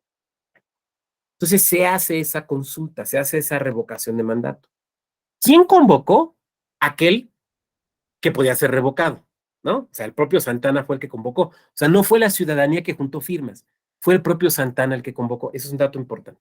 Segunda, ¿quiénes podían votar? A ver, tenemos que recordar que en ese momento histórico, 1854, México era una democracia censitaria. ¿Esto qué quiere decir? Que no existía el principio del voto universal. Por lo tanto, ¿quiénes podían votar? Hombres, letrados, o sea, que supieran leer y escribir, con ingresos. Entonces, ¿quiénes no votaban? Mujeres, pobres, quienes no supieran leer y escribir en español. Entonces, vuelvo a lo que pasaba en Grecia, ¿no? ¿Quiénes eran los que realmente podían ser ciudadanos? Muy poquitos podían votar. Bueno, ¿cómo se votaba? Fíjense, y le hubiera gustado a Schmidt, por cierto. Llegabas a la casilla, pero la casilla no era como las de ahora, con tu mampara y para que no vean por quién votas, con tu líquido indeleble, con tus funcionarios de casilla, no.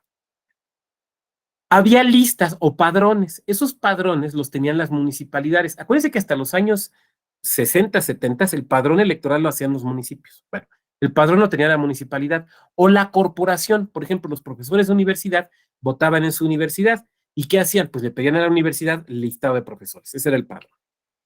Llegabas, no había papeletas. Había 2 funcionarios y soldados. Porque, pues, es que hay que cuidar, ¿no? La voluntad popular, ¿no? No vaya a haber aquí disturbios. Y de viva voz te preguntaban, oiga, compañero Pablo Alberto Barrientos, de viva voz, con soldados atrás, ¿está usted de acuerdo con que el generalísimo, Su Alteza Serenísima, el excelentísimo don Antonio López de Santa Anna, siga siendo presidente de la República? Y de viva voz tenías que contestar. ¿Ustedes quién creen que ganó? ¿Qué opción creen que ganó? Pues es obvio. Ganó Santana, o sea, 2 funcionarios de gobierno están preguntando, están 2 soldados atrás, ¿tú qué vas a decir? No, pues que se quede el tiempo que quiera, es más, ya hagámoslo rey. Obvio, ganó. Este es un dato interesante para recordar después, cuando escuchemos ideas de quitar ciertos candados que nos aseguran el voto secreto y libre y demás, hay que recordar esto. Bueno, hace poco leía una opinóloga que decía que había que poner soldados en las casillas para cuidar la votación. No sé. Es lo malo de saber historia, ¿no? Que las ideas que pueden ser muy brillantes luego a uno, que a lo mejor uno no es tan brillante, luego a uno no le gusta. Bueno, así se votaba. Obviamente, ¿quién ganó en qué ganó en esa revocación de mandato? La decisión de que se quedara. ¿Qué sirvió? De nada. Porque la revolución de Ayutla ganó y pues expulsamos a Santana y fue la última vez que fue presidente. Ahora les voy a platicar mi fuente. La fuente es tal vez la más extraña que podamos citar. Es Porfirio Díaz. Porque don Porfirio, quitémosle el don, Porfirio Díaz en 1854 era un joven que ya había egresado de la carrera de Derecho, de la licenciatura en Derecho, en Oaxaca, en el Instituto de Oaxaca. Ahorita creo que era el Instituto de Artes y Oficios, no me acuerdo, lo que es ahora la Universidad de Oaxaca, ¿no? Ya había egresado, le faltaba su examen recepcional, pero siendo un tipo brillante, era profesor de los primeros años. Entonces, él estaba empadronado porque era profesor. Entonces, él llega a votar a la universidad, porque votaban ahí los profesores. Entonces, a él le hacen toda esta faramalla y le preguntan, ¿está usted a favor de que se quede o a favor de o en contra? Y Díaz dijo, no, yo quiero que se vaya. A ver, no, a ver, yo creo que no oímos bien, don, usted está muy joven, a ver, piénselo bien, piénselo bien. No, sí quiero que se vaya. ¿Y qué pasó? Que salió por peteneras, o sea, ya no pasó ni a su casa, de ahí para el cerro, porque lo empezaron a perseguir, obviamente, ¿no? Entonces, todo esto lo cuenta Porfirio Díaz en un libro que son sus memorias. Bueno, yo lo tenía en 2 ejemplares. Creo que se quedó con él mis abuelos y ya no supe qué pasó. Las memorias de don Porfirio Díaz. Si las encuentran, ojéenlas. Si no les salen muy caras y les gusta la historia, cómprenlas. Pero no es un libro, es un libro un poco, para mí, resultó un poco decepcionante. Porque obviamente Porfirio Díaz vivió muchas cosas muy interesantes, ¿no? O sea, nada más pensemos por todos lados donde anduvo. Pero no cuenta todo, cuenta nada más parte de su vida y se ve que como que no le ayudaron bien a escribirlo. O sea, Porfirio Díaz, sin duda alguna, era un hombre muy inteligente, muy brillante, muy capaz, pero no era escritor y se nota en sus memorias, ¿no? Entonces, no, son pesadas, son aburridonas, cuando se empieza a poner emocionante, cambia de tema. Entonces, no es, digamos, como las memorias de López Portillo, que ahí las tengo acá atrás. Pues el tipo era megalómano, ¿no? Pero tiene partes muy entretenidas. Entonces, estas son aburridonas, pero ahí lo cuenta Porfirio Díaz. Entonces, nuestro primer ejercicio de revocación de mandato, si ustedes quieren fallido o incompleto, o incluso hasta ilegal, pues ya lo tuvimos en 1854. Por eso cuando dicen, es que es una figura que nunca ha habido en México, no, sí hubo. Lo que pasa es que no nos gustó, pero sí hubo. Ahora, ya en tiempos modernos, porque pues eso quedó en el olvido, ¿no? Ya en tiempos modernos, ¿cuándo se empezó a retomar la revocación de mandato? En 2011. En 2011, PAN, PRD y PT presentan una propuesta de reforma al artículo 35 constitucional para establecer la revocación de mandato. 2011. Se opone el PRI y el Partido Verde. Entonces, digamos que ya en la historia moderna de México, dejando a un lado este antecedente santanista, en la historia moderna de México, la vez que se retoma esto es hasta 2011. En el ámbito local, Yucatán, miren, la historia de las instituciones políticas de Yucatán es bien interesante. Bien, no sé si aquí tengamos compañeros de Yucatán, para que si me equivoco, por favor, me corrijan, pero es bien interesante. ¿Dónde fue el primer estado donde votaron las mujeres? En Yucatán. ¿Dónde hubo primero regidoras y diputadas? En Yucatán. O sea, de verdad, hay que voltear. O sea, de repente pensamos que si no se hace en la Ciudad de México, no pasa, pero no, hay que voltear a ver las entidades. Y entre ellas hay que voltear a ver a Yucatán. Yucatán fue también el primer estado en tener revocación de mandato en 1938. Ya en 1938 tuvieron revocación de mandato. O sea, después de la de 1854 de Santana, a la que ya hice referencia, esto se revive en 1938 en Yucatán, al menos jurídicamente, o sea, en el derecho. Nunca se ejecutó, pero ahí se quedó. Y después la Corte en 2010 la declaró inconstitucional. En Chihuahua pasó lo mismo, se puso en el 97 y luego se declaró inconstitucional en 2009.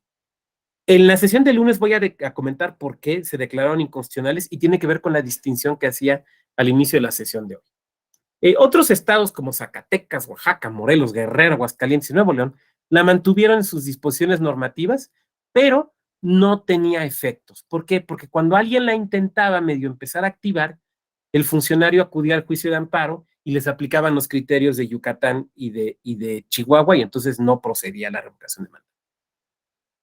A nivel federal, ¿cuándo tenemos la revocación de mandato? Pues muy reciente, hasta 2019. Hasta 2019 es cuando se establece. Ahora, en ese momento histórico, 2019, quien se opuso fue el Partido Acción Nacional. Bien, yo quisiera dejar esta parte hasta aquí porque si no va a quedar mucha la explicación del procedimiento y creo que no tiene caso. Solo quiero observar algo. Bien, cuando en 2014 se modificó nuestro sistema electoral y se creó el sistema tal y como lo tenemos, con el INE como eje rector del sistema, con los soples y todo esto, ustedes recordarán que se crearon leyes generales. La Ley General de Instituciones y Procedimientos Electorales, la Ley General de Partidos Políticos, la Ley General de Derechos Electorales, ¿no? Que son leyes generales porque aplican tanto para lo federal como para lo local. ¿Estamos de acuerdo? Bueno. Por eso la naturaleza de la LEGIPE es muy distinta a la del COFIPE. El COFIPE era una ley federal. La LEGIPE es una ley general, porque también incide en las elecciones locales. Lo que prácticamente no sucedía con el COFIPE, salvo el tema de radio y televisión. Pero pensemos en algo. En las figuras de democracia participativa que tenemos, plebiscito, referendo, versión consulta popular y revocación de mandato, lo que tenemos son leyes federales. Es una ley federal de consulta popular, una ley federal de revocación de mandato. Mi pregunta es, ¿esas leyes federales se aplican para las revocaciones o las consultas locales? No, porque son leyes federales. Oiga, pero la LEGIPE sí, porque la LEGIPE es una ley general. Eso quiere decir, y esto es muy importante que lo observemos, que en materia de democracia participativa sí tenemos un federalismo electoral más fuerte, más acendrado, más robusto que el que tenemos en la democracia participativa. Porque la democracia participativa tenemos realmente, en la democracia representativa, perdón, porque la democracia representativa, el INE es corresponsable de las elecciones locales. Hay reglas generales que se tienen que aplicar en las elecciones locales, pero en estos mecanismos no. Por lo tanto, eso quiere decir que en cada estado tiene que haber una ley de consulta o de participación ciudadana que contemple las figuras aplicables, pero no podemos, así ipso facto nada más, aplicar la legislación federal, porque es solamente para lo federal. Eso es lo primero que quiero hacer notar. Lo segundo, a nivel nacional, a nivel federal, ¿cuáles son los cargos que pueden ser sujetos de revocación? Solo es uno. ¿Cuál? presidencia de la República. No hay revocación de mandato para senadurías o diputaciones. Solamente, como bien nos recuerda Alberto, para presidencia de la República. Nada más. Oiga, y no cree, bueno, yo puedo creer muchas cosas. Lo que estoy diciendo no es lo que creo, sino lo que es. Solo hay revocación de mandato para presidencia de la República. Bueno, yo quisiera dejarlo hasta aquí para que pasemos a las reflexiones, comentarios, dudas y si puedo ofrecer alguna respuesta, pero sobre todo comentarios que ustedes tengan. Entonces, mientras me van levantando la manita, vamos viendo aquí en el chat, a ver qué hay en el chat. Estas son respuestas a unas preguntas, tuve que desconectar, me voy a mover, que no se observa. Sentido, ok. Bien, preguntas, comentarios, adelante.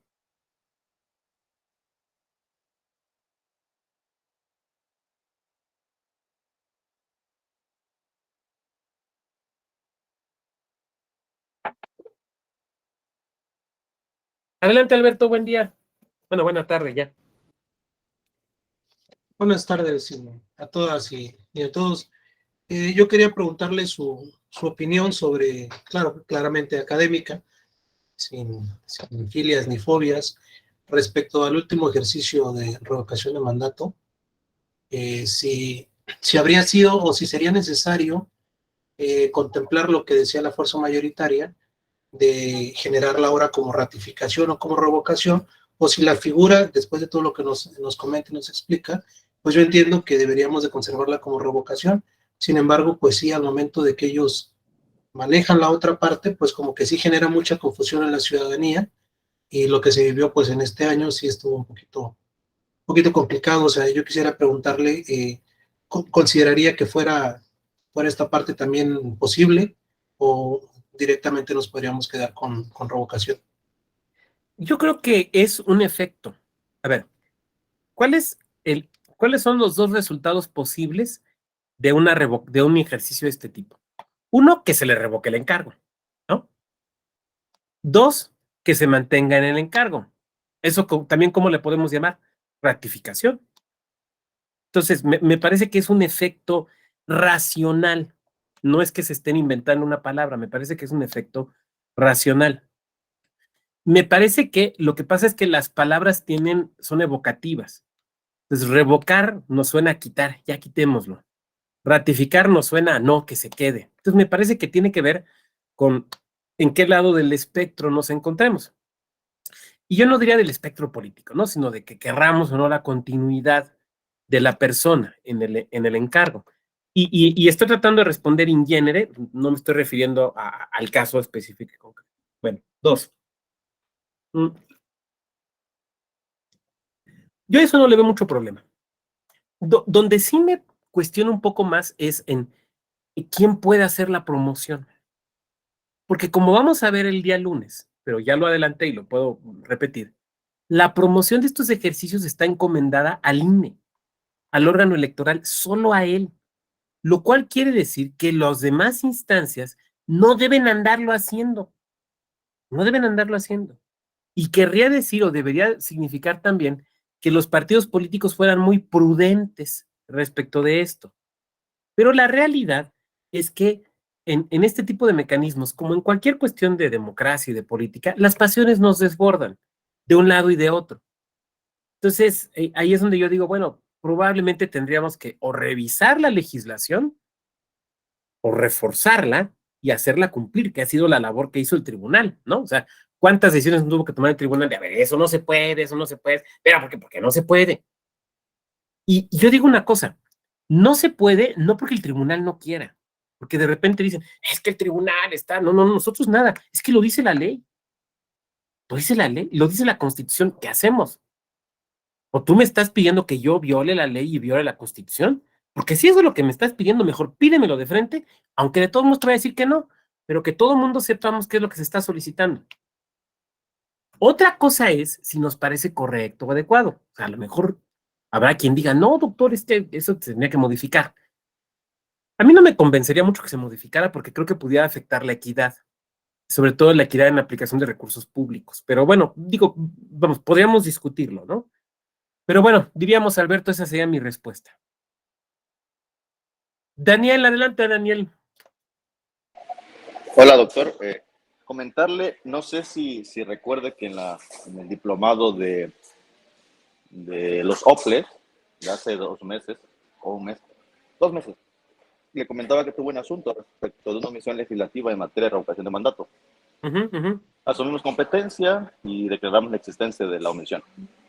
Y ayer o antier, me parece que la Sala Superior resolvió que confirmaba la resolución. Pero fíjese que algo muy interesante, usted hablaba de que a nivel federal lo único que se puede revocar es el mandato del presidente, y en nuestro caso, el impugnante solicitaba que no solo fuera para la gobernadora en este caso, sino para los ayuntamientos y hasta los diputados. Entonces, pero como la inercia de su impugnación era una omisión legislativa, la verdad es que en el estudio nos limitamos a analizar justamente a este decreto de 2019 respecto de esta modificación al artículo 35, si no me recuerdo. De votar en la revocación. Exacto. Entonces, pues limitamos a este espectro el tema de estudio. Y en una suerte de aclaración de sentencias, intentaba en este caso el impugnante, pues que se ampliara la cobertura de nuestra decisión, a lo cual obviamente nosotros arguimos que no era posible, porque en un acto de aclaración de sentencia no puedes ir más allá de lo que se haya estipulado en una resolución. Entonces, fue interesante ese asunto porque recuerdo que usted me decía que bajo qué circunstancias, ¿no?, el tribunal pudiese ordenarle al Congreso una consideración de revocación de omisión legislativa, y ahí hubo algunas consideraciones que tuve previo a resolver sobre si consultar competencia respecto a este tema. Después lo aclaré, pero inclusive darme cuenta de que las salas regionales no tienen competencia para el tema de omisiones legislativas que se resuelven en los tribunales, sino únicamente la sala superior.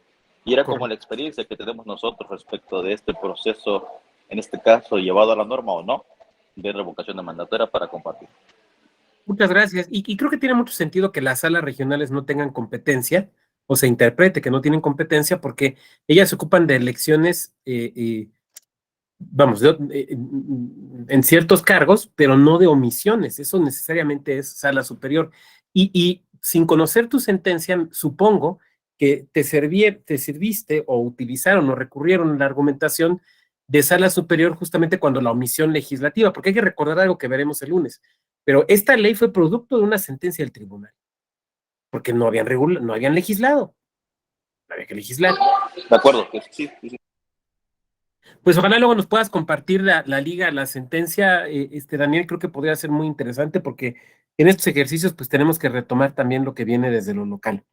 Muy bien, muchas gracias, Daniel. Además, ¿por qué es importante la ley? Pues porque, a ver, muchas veces tenemos la figura, pero no tenemos la ley para hacerla cumplir. Yo me acuerdo, entre 1996 y 2000, ¿qué fue? 9, me parece. La Constitución Local de Querétaro, en su artículo 23, decía que había consultas, que había referendos, plebiscitos, referendos y revocaciones de mandato. Ahí estaban en la Constitución, hasta que los quitaron. ¿Y saben cuántos se ejercitaron? Hay también iniciativa popular. Ninguno. ¿Por qué? Porque no había ley. ¿Quién tenía que autorizarlos? ¿Cuáles eran los requisitos? ¿Quién debía organizar? ¿Cuáles eran los plazos? No había. Y nunca los quisieron poner. Me acuerdo que en ese momento dijeron, porque había una idea, de todo eso regularon la ley electoral. Entonces alguien en gobierno del estado dijo, no, a ver, la ley electoral es solo para democracia representativa. Esto otro, luego hacemos una ley de participación ciudadana. Pero en política ustedes saben, cuando es luego, eso significa nunca. O se hace o no se hace. Y esa ley nunca se hizo. Entonces terminaron mejor reformándolo y quitándolo de la Constitución y jamás existió. Una práctica jamás existió, hasta muchos años después, con una ley pésima que tuvieron que sustituir. Pero bueno, ok. Y la actual no estoy seguro que esté mucho mejor. Pero bueno, así quedó. Y además me dio mucha risa porque cuando sacaron la ley, dijeron, con esto el Estado se pone a la vanguardia. Yo era consejero en ese entonces. Y yo leía la ley y dije, güey, ya casi todos los estados tienen este tipo de leyes. No estamos a la vanguardia, estamos a la retaguardia. O sea, por lo menos no digas nada, o sea, no presumas lo que es, como si yo presumiera copete, o sea, no presumas lo que es falso, papá. Bueno, ok, muy bien. ¿Quién más? ¿Qué otra pregunta o comentario? Tenemos bastantes minutos, entonces adelante.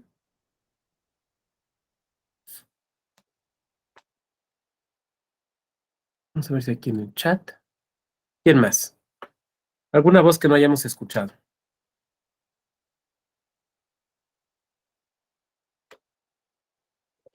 Bueno, si no es así, vamos a avanzarle otro poquito, aunque nos quede mocha la clase. No quería, pero podemos avanzarlo.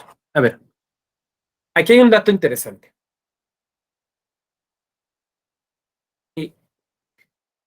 Cuando se reforma la Constitución para permitir la revocación de mandato y establecerla también como un derecho humano político electoral, porque es un derecho votar en las revocaciones de mandato, se estableció un plazo, se dio un plazo al propio Congreso de la Unión para que legislara, y también a los congresos locales, pero vamos a hablar del caso federal, para que expidiera una ley de revocación de mandato o reformara otras leyes y lo pusiera, lo que tuviera que hacer para que lo legislara.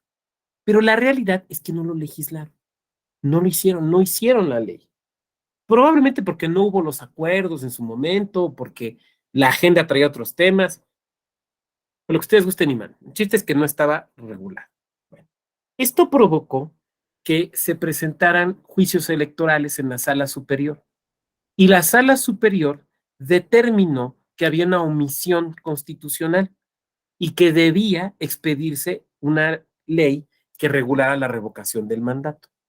Ustedes van a decir, oiga, pero ¿cómo? ¿Por qué la sala anda diciendo eso? Bueno, por lo siguiente, porque es un derecho humano político electoral.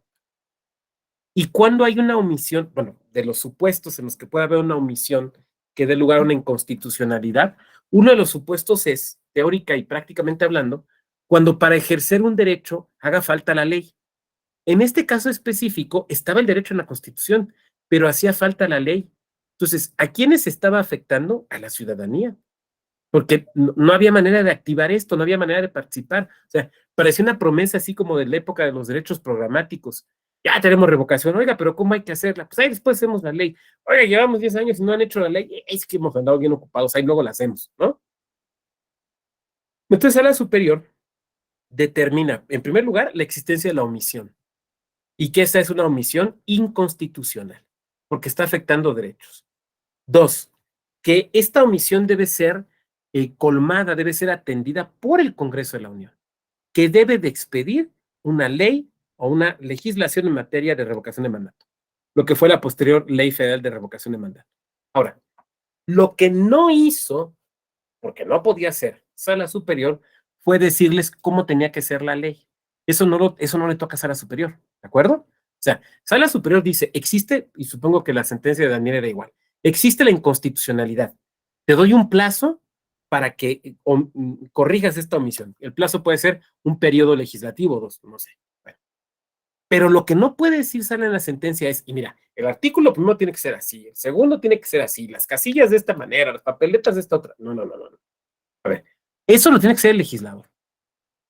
Ahora me van a decir ustedes, oiga, pero ¿qué tal si la hace mal? Bueno, ya si la hace mal, vendrá otro juicio después, pero por lo pronto eso lo tiene que hacer el legislador. Entonces, tuvieron que expedir la Ley Federal de Revocación de Mandato. Y ustedes recordarán que esa Ley Federal de Revocación de Mandato después fue impugnada en acción de inconstitucionalidad ante la Corte. Entonces, fíjense el peloteo. El constituyente permanente reforma la Constitución y establece la revocación de mandato. El Congreso de la Unión no legisla, que es parte del constituyente permanente, ¿no? No legisla, se queda callado.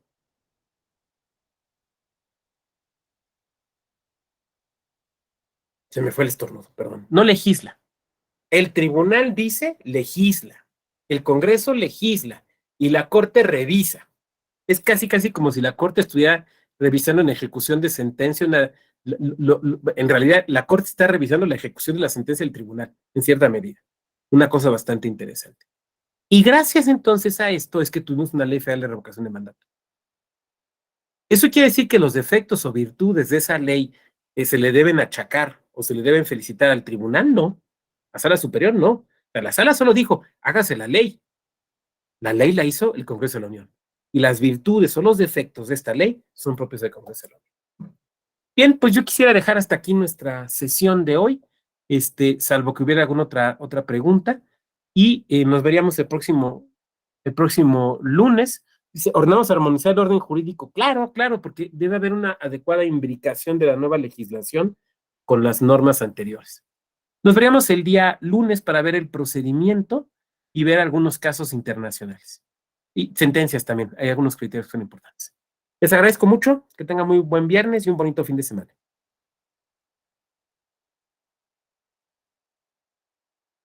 Gracias.